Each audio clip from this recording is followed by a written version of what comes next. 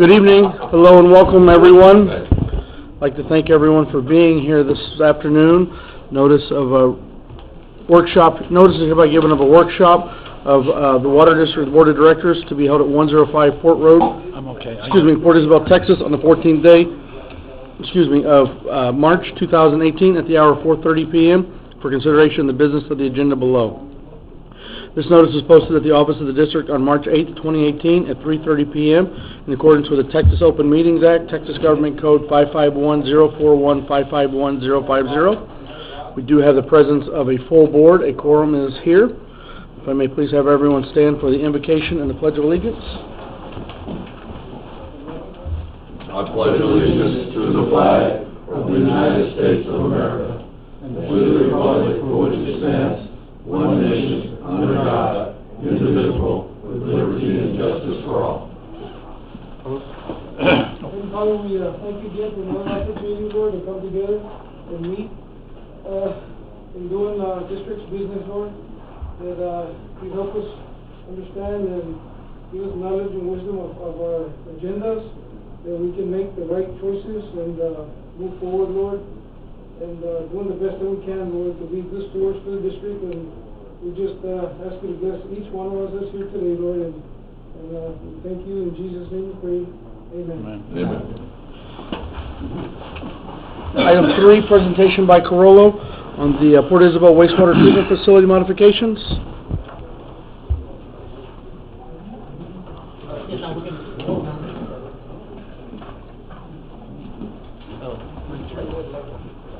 Good afternoon, gentlemen. Pleasure to be with you again. We want to give you an update of where we are on the construction so that you can kind of understand what's been happening down there and some of the things that we have found as we have been working there. Just as a brief review, we started construction a year ago in 2017, March, and the current completion date is scheduled for July of this year. The bid amount was $8,900,000, and the current contract is $9 million with the change order that we had to give them for the tiles that had to go in for the headworks. This is a photograph of your existing plant. This was taken some time ago.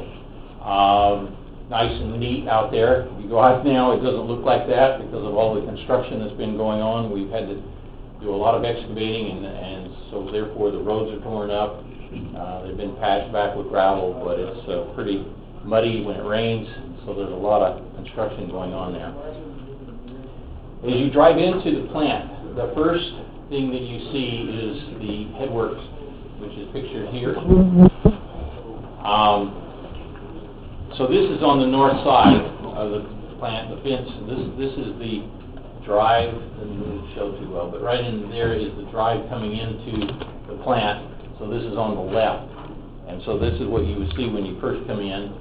And then this photograph is looking back north, so this is the south elevation of the headworks.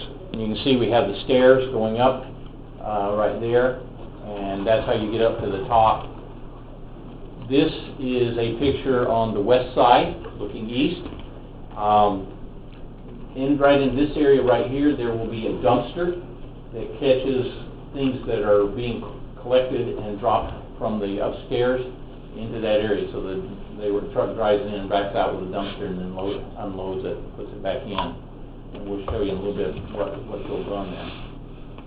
The purpose of the headworks is to collect rags and paper and those kinds of things that are in the wastewater, and also the grit that's being in there. And what we put in there to do that for you, this pipe right here coming up is the 30-inch line coming into the rotary drum screen. There's two of them that are there.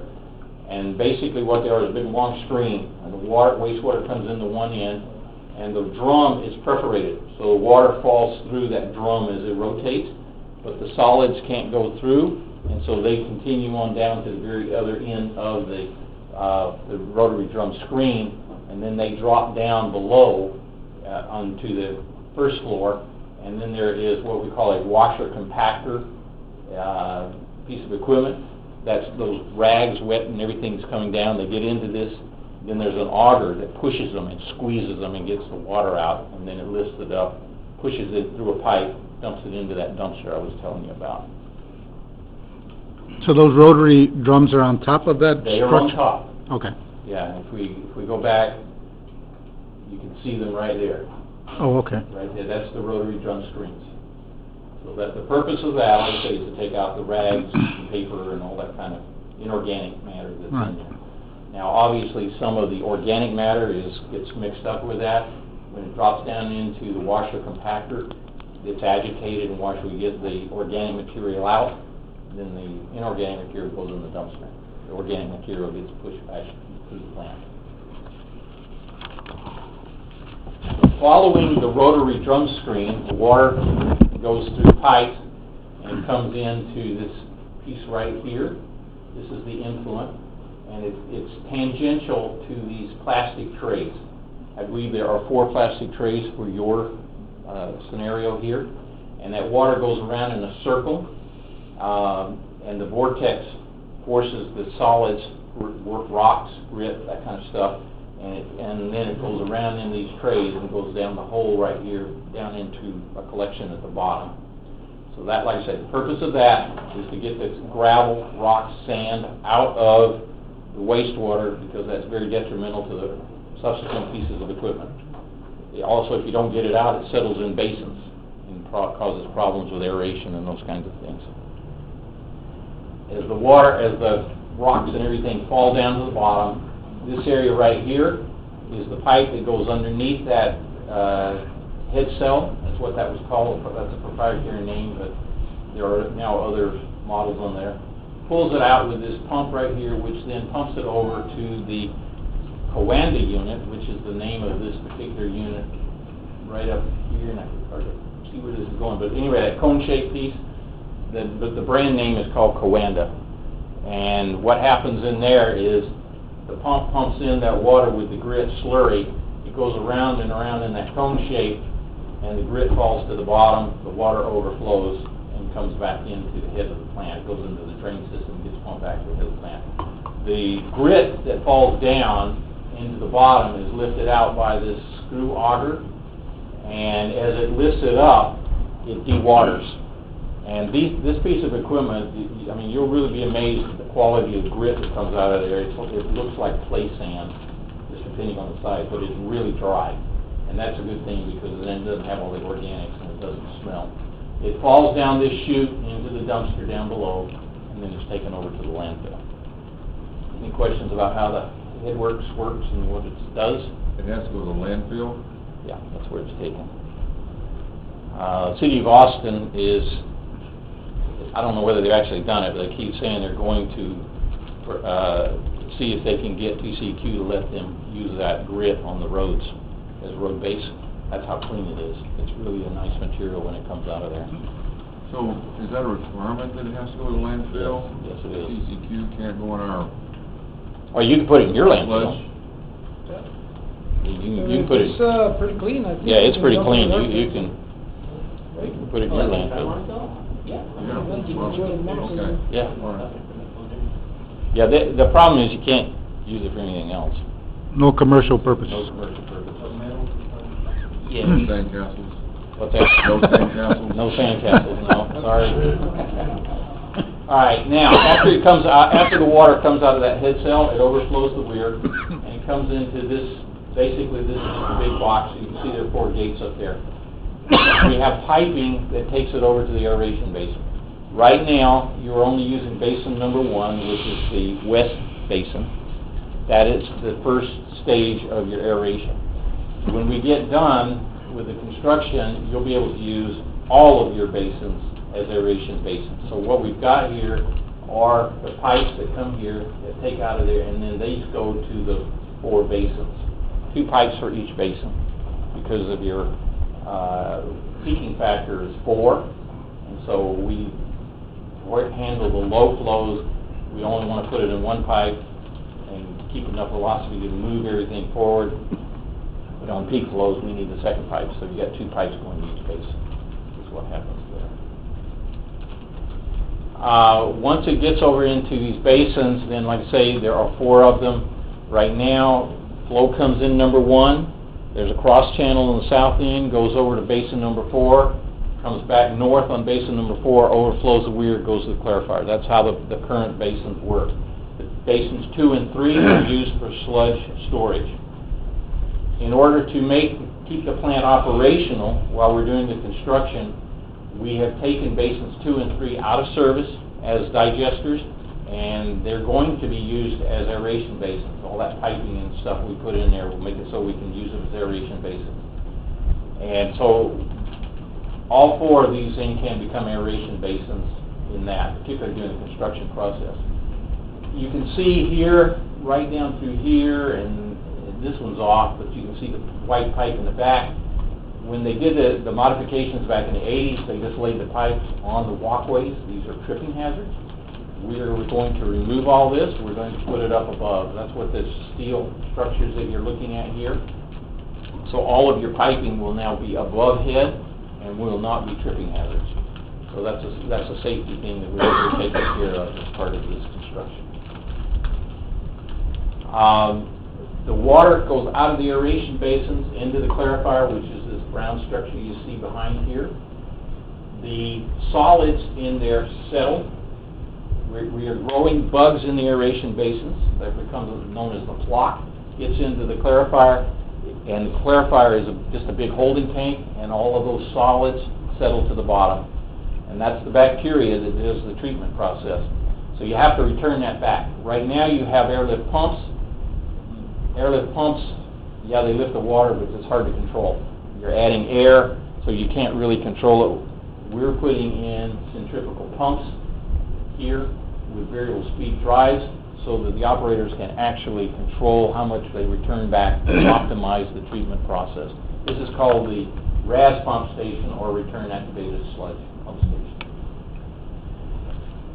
Off of here, the discharge going to my right, or my left, goes back to the aeration basin. If it goes the other way, then we have to waste it, and that goes to the digester. So it will be, at least after this construction, it will be basins 2 and 3 again. This fall, you have a project that should go out to construction for a new sludge tank, and it will go there at that point. Just west of the RAS pump station is a hydropneumatic tank. We're putting in new pumps and a new plant water system so that we can get water throughout the plant for wash down and other things that they use the plant water for, spraying on the clarifiers to keep down foam, those kinds of things. And so this is just a hydropneumatic tank for that system. Now, this is what your aeration basins look like before all the construction started. You can notice that they're full of this water, which has the flock in it, makes it look this chocolate colored. You can't see what's in the basins. And so these basins were converted in the 80s. They were built back in the 70s, and they were converted to the process that you see here. So there have been several modifications to these basins. Unfortunately, very little documentation of what was in these basins. And so when we're looking at the basins, you can't see what's under the water. So as we're taking them down, we're having all kinds of surprises. For instance, this is basin number 2 on the south end. This wall that you see right here, as it turns out, it's more of a beam than it is a wall. It doesn't go all the way to the floor. We did not know that beam was there. That beam has got to be taken out of service. I can't see your point. Are you talking about this or this? Both of it. Both of them? Yeah, the wall goes down and it widens out. So the water level's here, and these are below the water level That's now. completely, you cannot see that when that works full. This was unknown until... It was unknown until we took it down. Also, the scuppers that are here, during one of the expansions, they filled these scuppers with concrete. We didn't know those scuppers were there. They were on no drawings, so they're brand new to us when we took them out. So these are the scuppers? Yep. And so they poured concrete in them? Poured concrete, because at one point, obviously, I think that it may have been this direction, they were bringing water through the scuppers into the basin. And so when they changed the direction in the 80s, and did these modifications, they filled those scuppers. So these were plugged up Plugged up. before the new construction began. Well, yeah, they were plugged up in the 80s, we think. So, like I say, we didn't know they were there. We didn't tell the contractor he's got to cut those scuppers off. We didn't tell him that he's got to take out that wall. There are pipes right here. We had no idea those pipes were in there. I can't see your Yeah, pointer. can So you, you're talking about Yeah, here, those pipes right there. So this is something you didn't know was there, you didn't know these were here. These pipes are, you didn't know were We here. didn't know were there. So these are a problem, why? Well, because they got to come out. In order to make the modifications with a new diffused air system, we have to take all those things So out. these are metal pipes. They are a metal scupper, right. Metal scuppers, so they need to be cut off. We are, part of our process, in order to make this basin become an aeration basin, we have to cut this wall down. You have to cut this out. We have to cut this top of that wall out of there. I'm sorry, I don't see your Can you see the pointer on this side? Because that's the TV. The television All right, doesn't yeah. work. There you go. Much. All right. This part of the wall has to be cut off in order for the water to come through there and flow over. So where the scuppers are, they have to be cut out so the water can go through. Actually, The wall. the wall is being cut above the scuppers, but there's a gate that has to go on there to shut this area that we're cutting down, and the gate will not fit on there with those scuppers. So you're taking down about, what, 2 or 3 feet off of it or something like that? I think it's in order to put something. Yeah, okay. Yeah, to get a gate.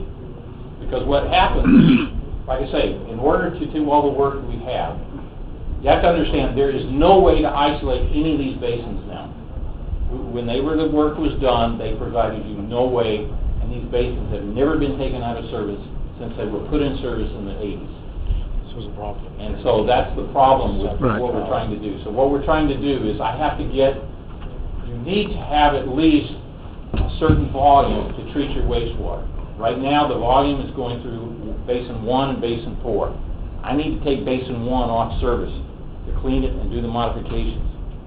So I've got to convert Basins 2 and 3 from digesters to aeration so that I have enough So you volume. have water. 2, 3, and 4 equal the volume with 4 and 1. And these basins have, you say, a gate between each? They do not now. Okay, but they will? They will. Okay, And so that's what we're doing. We are cutting down this wall to put in the so gates? this basin can act as an aeration, and I'm putting a gate on it so we can raise the gate and it can be operated as a digester when you need to. What did you think it was before? That wall was there. Did you not know that you were gonna have to take and? The cutting of the wall down is part of his contract. Okay. That's All right. part of the contract. Yeah. What You we didn't don't know. know, or didn't know, is the scuppers are there. I've now got to get him to cut the scuppers off so I can put this gate. No. So that's the extra work that we didn't know, is the scuppers. I'll continue my question. At that time, you thought the scuppers were functioning. No, we didn't know they were there. Didn't know They're under the water. So you knew you were gonna have to put a gate in there, and that's gonna have to be cut out. Gentlemen, it's real hard for us to hear when we're competing with y'all, so please. So, thank you. So it's real, you knew the wall was there, you knew you were going to have to put a gate in there to activate that. But now that we have the scuppers and they're filled with concrete in the 80s, what's the difference between that and the surprise today? I'm not seeing the surprise. The surprise is the scuppers. They have to be cut off. Okay. Face of them, with cutting torch, adios. That's what we're planning on. The question the contractor has, will the concrete plugs hold when he cuts it off? We won't know that until we get in there. And that's short of restructuring the wall, basically. That, I mean, you're Well, doing that to keep yeah, them... Structural that's all I can integrity, do is when the cut it water off. comes through, it becomes a structural integrity Right. problem. Is that the way I understand this? Well, yeah, I mean, the problem is the structure of the plug, or the concrete plug in the scupper. That's the question at this point, is when we cut it off, will that plug stay put? Have you core tested it, or No. how far it is, or? Well, it goes all the way through the wall, but And the question they... is how well does it adhere to that metal scupper working? No. Well, it is working now, but I'm cutting off this end. Right, so the question is when I do that, does it affect the plug? I don't see, is the concrete in here? Yes, that's concrete So right when you there. cut that off, and then that concrete that's outside of the wall will go with it. So the Correct. question is, the integral strength, if you will, beyond the wall, and how far that plug in there, if they're gonna remain plugged or not. Exactly. But regardless of that, if I'm understanding correctly, you're still gonna have to put a gate system in here to allow water to go through as needed. Correct. Below it. Below where the scuppers are now. Well, the gate is a downward opening gate. So once that frame fits up there, it has to come down, and that's what the scupper is. Okay, so it's got the function in here. Right. So the And- question is, if you take these away, will the plug hold? Will the plug hold? You're saying that you wanna cut it all out and plug it again? Well, if we have to, that would be the option of what we'd have to do. If the plugs won't hold, we'll have to do what we do to make them hold. And like I say, what I've told the contractor at this point, we don't know. We're just gonna have to cut it and see what happens. And the modifications you're making to it, will basically allow us to use it for double duty as an Correct. aeration and a digester. Correct. Okay. This, and like I say, this is needed so that we can take basins out of service. You have to have a certain volume to treat the wastewater, Right. and so you gotta be able to make these basins services flip Right, in use in order to do that. right. So we've dealt with the scuppers in the wall and needing the gates. So you need a flush surface, you need the integrity behind that wall to not leak, Mhm. get wet. Now we still got the questions in here. These have to be removed, Correct. these beams and these pipes, and are they just, What What we supports think, them? what we think happens, the pipe that's closest to the wall actually daylights. Yeah, that pipe right there Yes. actually daylights over here, so we know that goes through that wall. okay, The other pipe doesn't. We think it runs through the beam and goes to basin 1, which is another challenge for us because we gotta make these repairs in basin 2 before we can take basin 1 off service. In fact, we had a meeting this afternoon at the plant. What we're going to do is take basin 1 down, not completely, but far enough, we're hoping to find that pipe and put a plug in it because we need to remove those pipes out of this basin. So that's gonna be tested next week. We're gonna move forward with this. Now, what I want to say here about these changes are changes for the contractor because they're unforeseen. We've been able to work with the contractor in trading services by the district, so this is a no-cost change order. did I hear that right? We have been able to trade services for getting this additional work of what he needs to do. But I'm bringing this to you so that you realize what kind of issues we are facing down at plant, because no one knew all of this was in there until we took them down.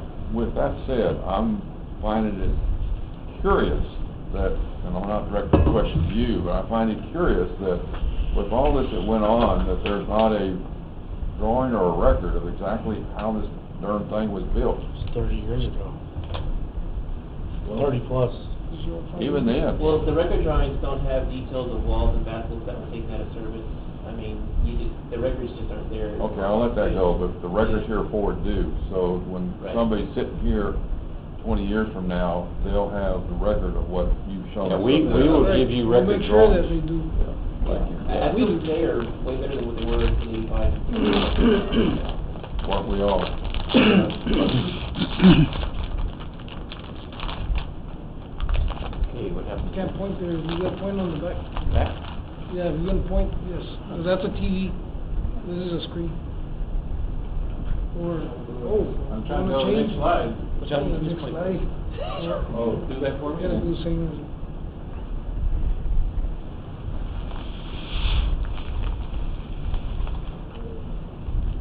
Okay. Back I up. think we missed one, okay. Now, what you saw was on the south end of basin number 2, this is on the north end. And what we have here is, there is a trough so very difficult to see in this screen, but there is a trough that comes right across here. Yeah. See where that blue pipe comes, or blue hose comes down? By the trough in here? The one up No, against. see where the blue hose comes down? Yeah. Yep, that, your hand right there is a trough. That trough has been full of concrete, we think. And so at one point, it looks like it was a distribution pipe, or distribution trough. You see pipes coming out the bottom, and so... Oh, I can see it now. Yeah. Yeah. So, that, here again, underwater, nobody knew it was there. That trough has to be taken out in order to be able to do all of the things that we were proposing. It looks like it's some kind of a metal trough that has some concrete around it. Where it's crumbling, concrete's crumbling here. Yeah, right. In the metal trough and it's crumbling. There is a ledge behind it, but we don't have to take the ledge out. We just have to take that trough out and the associated pipe. And these pipes? Yep. Yep, all that needs All to that come out. needs to come out. And is this part of the same Looks like trough? it, yeah, looks like it. As a support for it going across? Yeah. So all of that needs to be removed in order to put the new pipes and everything that we're doing on the north end of that. Are we getting in change order money now? Nope. Okay, next one is, this is some air piping that's there. We did not on our drawings point out that this needed, in the sequencing, that this needed to be done because there's a gate, this gate that we were talking about has to go in that opening. You can't get the gate in there with that pipe, so the pipe needs to be moved over so that it lines up with the green pipe. And what we've done is... This has to go over here? Yep, because we have to get it out of that opening because the gate that I was telling you about has to fit up in there. Down below. Well, it's on the other side of that opening. You see the handrail down that opening, yeah, right there. That's where that gate goes. Okay. So that gate has to fit in there, but I have to keep Basin 1 online, so I need the air. So the district has agreed that they will move the pipe. And that we're just going to move the pipe over and get it out of the contractor's way. No cost. No change or cost? Okay, thank you. Yeah, we just put it on. And that's not, one of those, safety issues as well? Well, it is. It's a safety issue, but this is temporary. Okay. I mean, it's already there. All we're doing is just moving it over. So it's not a bigger safety hazard than it already is. So, and it's temporary. Okay. Okay, now this is basin number 3. This is the north end of basin number 3. We have this pipe.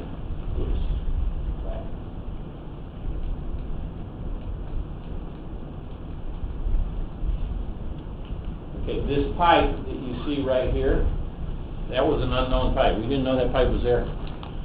And we don't know where it goes. That's the problem that we're faced with it. If you look at it on the left side, looking at it this way, it goes into basin 2, but we don't know how far it continues on. And the other way, it goes into basin 4. We can't take basin 4 out of service right now. So the solution that we've come up with that, oh, and it's also leaking. This is a flange, and it's got water dripping out of it. So there's water pressure in that pipe. So far, we've been dealing with basin 1 and 2? Well, basin 2 is what we've showed you. Now I'm talking about basin 3. Those are the only ones that we've taken out of service so far. Okay. So what we're going to do, the other pipe that you see right here, Yes. this is the pipe when this is operating as a digester. The solids are then taken out to the drying bed. So we have to keep that pipe in service. Because we can't take this, we can't get enough all of the tanks down to be able to cut into this pipe and remove it. What we decided to do is we're going to concrete encase it so it's protected. It's pretty corroded. And so the contractor said, well, if anything dropped on it, it would break. So what we're going to do is concrete encase it so that he can do his work and never didn't have to worry about something breaking in the pipe. Now, in order to do this, we're going to have to take off one row of the fine bubble diffusers. We just don't have room when this projects away from the wall. So that's one thing we do have to do, is we're going to cut down a little bit on the air we're able to put into this basin, but it's very minor with all the rest of the diffusers. So it won't affect treatment process. Mr. Allen, on these pipes are at the very bottom of the basin, right? But on the outside or underground? right? Or when they come out? When they come out? That's why you can't see them, or? I'd have to ask the staff, this one that comes out, is this above ground Well, outside? both, I'm talking about both. on top of the ground. It's on top of the And ground? it goes back down. Okay, so it does come out, and you can see that on the outside going down. But like I say, that pipe has to stay. One on top, that's inside the tank itself. Inside the tanks, okay. Just below the water level. Yeah, it's way, it's down at the bottom, Bottom. it's way down there, so we didn't have any idea that pipe was there. And you said that's the one you're gonna blow cement into? No, we can't, we're gonna just concrete. Oh, just pour around it, okay. Yeah, that way, we don't have to worry about the leaking flange, nor do we have to worry about something being dropped onto the corroded pipe and breaking, because if it breaks, it'll fill up our basin while we're trying to work in it. I guess what I'm wondering is over time, it's gonna continue to leak. Yeah, but it's concrete encased, so it's not going anywhere. It can't leak into the basin, so. Okay. Yeah, that seals everything up. Okay, next one, this now is towards the south end. There used to be a wall right here, they've taken it down. That was part of the contract, we told him to take it down because you could see that this was there, so we knew that was there. However, when you're looking down on it, you can't see what exactly happens down at the bottom. As it turned out, the area right here was a cone shape coming into the bottom of it. It's turned out to be a lot thicker than what we had thought it was. We just thought it was grout put in there, but it turned out to actually be concrete, and so it's very difficult. And so we have negotiated with a contractor for the removal of that concrete by services being provided. In order to do some of this work, as part of the contractor has to provide a pump and bypass pump flows around the different aeration basins if we take them out of service. So the district has taken that responsibility. We're going to take care of the bypass pumping in order to get rid of this additional concrete. But you don't know do you know what amount of material you have to move or cost of that, or? $5,000 was the cost that the contractor gave us for And so, removing. have any size of what plug he's taking out there? Is that a 2-foot deep area? Oh, how deep is that, Johnny? 6 foot.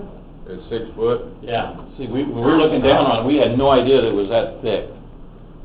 Yeah. And so it's turned out to be a lot more work to get that out of it. In fact, at one point, we talked to the contractor about having the district take it out, and then we talked about how difficult it was. You see, they got the little track hole in here with the jackhammer on the front of it.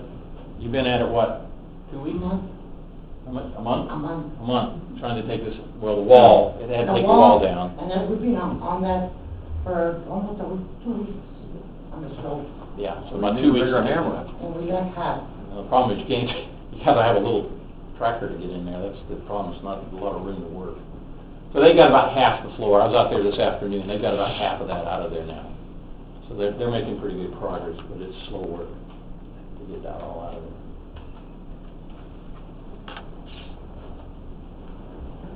Okay, this is also in Basin 3, this was over to the side of this was all underwater, we couldn't see these are additional pipes, they're there. We're not sure if they're open on the other ends of the walls, so they're going to have to come out because of the gates, things that have to go in there, so these are being removed also. Okay, that kind of shows you what we've been talking about or experiencing down at the plant. What I want to emphasize to you is that basically we've only looked at 2 basins, basins 2 and 3. We still have basins 1 and 4 to go in there. Given the history, we think we're going to get a lot of surprises when we look in those 2 basins also. So the contractor, we worked with him. I say they were a very good contractor. We've worked with him. At this point, all of this additional work is no cost because the district has been willing to work with them and trading services for getting this done. However, because of all the difficulties and the additional work, the contractor is going to be asking for a no-cost change order for time, so that we're going to go beyond that July time frame. But we don't know how much time. we're just having to work with him to get through all of these issues to resolve them and how long it takes. So at this point, I can't tell you how much time he's going to ask for, but I just want to kind of prepare you that he will be asking a no-cost change order for his time. Yes. When this was bid out, BD before Doyle, the contractor, if I were doing it, and if I was knowledgeable in this work, I would anticipate hidden surprises, knowing there's no plans for this thing and there's going to be things in there. You wouldn't get the job. I would not anticipate a clean, open space in that area, that there would be surprises in the project. And I'm sure that they recognize that, but the question is... The point is, I would think that they would be factoring that in as part of their bid process. But the problem is it's a competitive bid. So you're trying to get as low a price as you can that you still can do the job and make your profit on it. If you start padding it, saying, well, this is an existing plant, which he knows nothing about at the beginning, and you start padding it, he won't get the job. So he gives you an honest bid for the work that we've identified for him, and we've done the best we can with what we were given to provide that. And so that's where we start from. When we work in existing plants, some clients actually will put 5% away additional budget above and beyond the bid price for just such things. Right. Now, one thing that sometimes when we didn't do it here, we were trying to get as best price we could for you. Sometimes we will put in extra money for unknowns. We just don't know. But here again, we had no idea how much we were going to run into. Going back to the first system where we got the scupper issue, and was it anticipated of putting the gate in there? Or the the gate's always been there. That's always been there, but it wasn't the scupper issue. It goes back there. It's just a question of structural integrity and how much they need to cut out, or they have to cut out anything other than scupper so the gate will function. Right. And then the others of the beam across there and the pipes that were there, they just need to be cut out and taken out. Right. 6-foot wall of concrete is a different animal, for sure. I see that.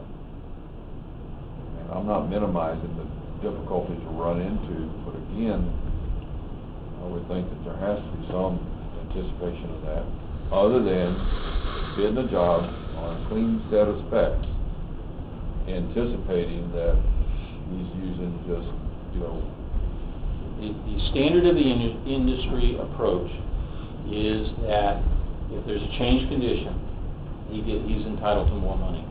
And that's what we're finding here. I mean, like I say, we have no way of knowing all of these things were there. And so, because that's the standard of the industry, they do not have their bids for these kind of items. okay. Because you just never know. I mean, we could have gotten in there and there'd been nothing and it'd just gone smooth. But because we didn't know and we're finding them, then he's got additional work that he has to take care of. But at this point, all of these items that I pointed out here, plus a few others, are no-cost change orders that we're doing. For two basins, and your caution is that we have 2 more to go. I have 2 more, and I don't know what we're going to find when we take those basins down. Oh, they're clear. Well, let's keep our fingers crossed that that's true. But like I say, you've got a good contractor. He's been very willing to work with us to get all of these issues taken care of with the best approach for the district that we can possibly get for you. Any other questions? Thank you very much. Thank you. Appreciate it. Thank you for your time and update. We're moving on to item number 4, consider and discuss construction progress at the Port Isabel wastewater treatment plant.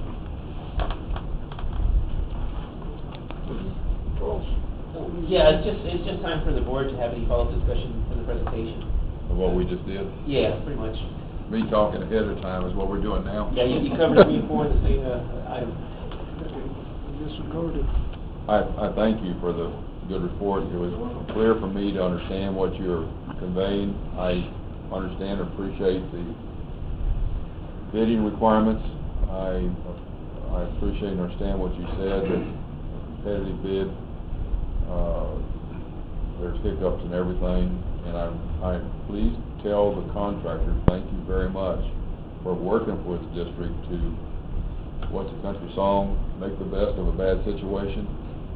And I think that's what we're This is Johnny doing. Gardner, he's the construction foreman. Johnny, thank you. You know the song I'm talking about? Thank you. Well, let me, I wondered how we knew so much about it. let me ask the next question though, what is that gonna do for us? Obviously, July is one of the busiest months, and that's kind of why this was anticipated to be done at that, coming online then. What is that gonna do for us with the slowdown? Are we gonna be able to how are we gonna be able to handle all of this during those two peak months, July and August? What are we gonna have to do if this runs over and we're not online, and do we have some ideas there, or? Yeah, I mean, the limiting factor is wasting, because our solids are gonna get too high. I mean, I don't know if you want to expand on any of that, any further than that, Mark, or, as far as, basically, we need to keep our sludge blankets under control, and then our limit is the space we have in our sludge drying bins, so there may be a point where we need to haul sludge to another plant, which is under control. Because of the way we've sequenced it, there is no reduction in your treatment capacity. Yeah. The only thing that we've taken away is the treatment of the solids. And you're handling those We have that, yeah. by taking care of that with the monofill. So really, there should not be any real negative impacts. even Okay, in the I mean, that's my concern, is what's gonna happen. Yeah, just for, my name is Francisco Guzman, Yes. wastewater department. Just for any contingencies, we're doing everything we can, just to expound on what, Charles was saying. Our main concern is the wasting factor. So many solids coming in, we have to take a certain percentage out, and we're very limited in doing that because of all the rehabs. But we've come up with contingency plans for, in the event that we have to transfer sludge or haul sludge to another, one of our other facilities or whatnot. But we're also working very close with the contractor and, trying to do our whole part to, hopefully take care of our bottom line as well. Yeah, I mean, I would think a worst case might be renting a tanker to haul sludge to Laguna Vista, but we haven't hit that critical point yet. Personally, I think it's gonna be a very, very busy summer, and obviously those 2 months are gonna be very demanding. So are you all gonna be able to take the sludge back to the landfill? Well, for the landfill, it has to be at 20% solids, so we gotta give it time to get to 20%. Dry? Yeah. Yeah, our best case, our best contingency plan would be utilizing our bell press, which is located at Isla Blanca sewer plant. And, we can crunch out, drier sludge in a Okay. quicker amount of time. We just gotta be prepared for what's Yes, sir. around the corner. Yes, sir. That's my comment. Yes, we have been, scheming up some contingency plans.